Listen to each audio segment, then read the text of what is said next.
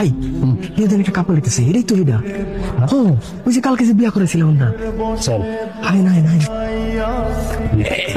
দাঁড়ান দাঁড়ান দাঁড়ান ভাই দাঁড়ান।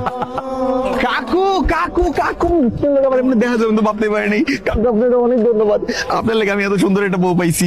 কাকু আপনি বলে আপনার দোয়া করবেন সুখে শান্তিতে এই সংসার জীবনটাকে একটা মতো পালন করতে পারি। তা তো পার করবেন, কিন্তু ঘটনা কি হয়েছে জানেন? আপনার কাছে বিয়ার ভিডিও আছে না, এটা তো নেট দুনিয়া অনেক ভাইরাল হয়ে গেছে গা। ভাই আয় আমরা আমরা একটা সেলফি তুলি। এই বউ তোমার দেখা যাচ্ছে একটু সুন্দর মতো তাকাও দেখি। এদিকে আসো। তোমার কি লজ্জা করে না? তুমি ওদের কাছে আবার সুখের সংসারের জন্য দোয়া চাইতেছো।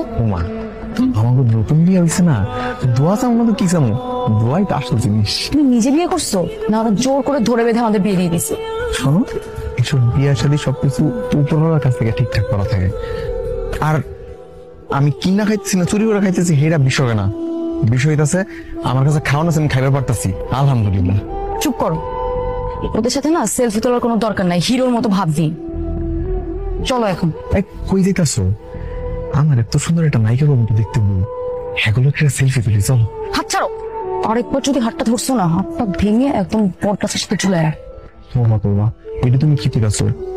আমার হাত ভাঙ্গা লেলে পরে কি তুমি পঙ্গু স্বামী লোক সংসার করবা? যদি করতে তাহলে আমার আপত্তি নাই, লোক তুমি ঠেং দাও ভাঙ্গা লোক। অসহ্য যন্ত্রণা, তোকে কি আসতে বলছে?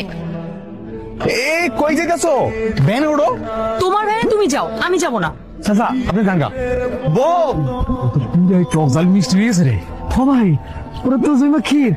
আল্লাহ এমন যারা 10-12টা বিয়া করাইতে পারি আমিন। কিরে বান্ধবী, কি খবর তোর? আমি তো ভাবলাম কালকে যা হয়েছে তুই আর 1 মাস ঘর থেকে বের হবি না। তোর জন্যই না সব হয়েছে, এরকম একটা গাধার মতো ছেলের সঙ্গে আমার বিয়ে হয়ে গেছে। গাধার মতো কথা না তুই বলছিস, যা হয়েছে খারাপ কি হয়েছে, তাছাড়া বান্ধবী তো ভালো ছিল। তাই না? তোর কাছে না দুনিয়ার সব ছেলেরাই ভালো লাগে বুঝছিস?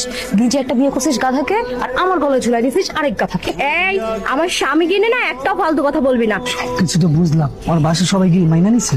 শ্বশুর মাইনা লিছে, খালি শাশুড়ি আর বউটা মানা নাই, কিন্তু সমস্যা নাই, আমি মানালো। হ্যাঁ যেমনি পারস, শাশুড়ি আর শ্বশুরের মানে কোন পারো ঝগড়টে একটা। কি আমার সবকিছু শেষ করে এখন আমার ঝগড়াটা বলা হইতেছে আমাকে? তোর তো আমি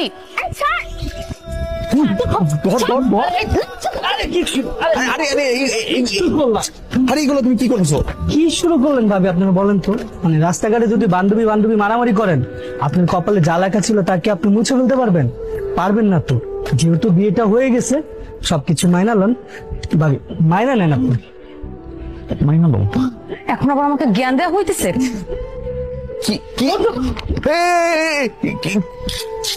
কি করতেছো তুমি এগুলা? খারাপ, আমি জুতা নিয়ে যেতেছি।